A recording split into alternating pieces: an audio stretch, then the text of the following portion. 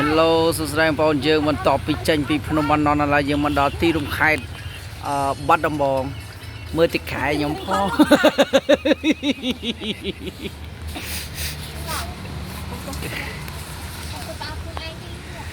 ចង់និយាយថាបងប្អូនអើយថ្ងៃនេះ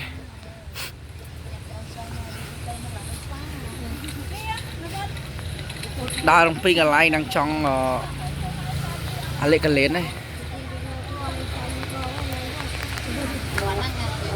ចាយអើសយចាយមួយអង្គុយចេះចិត្តចាឯងនោះចាយនោះស្រីក៏ប្រុសស្រីហ៎មិនតិចឃើញតនោមិញខ្ញុំឃើញតនោមិញឈើ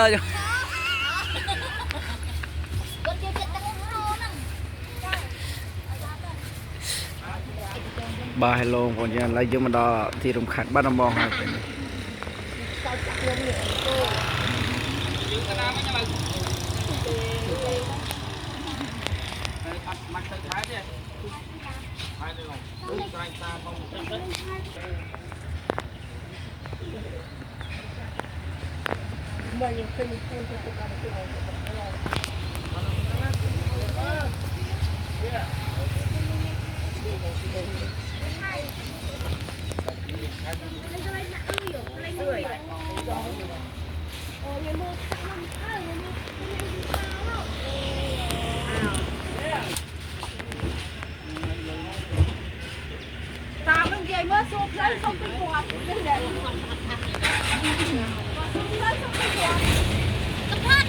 បាទ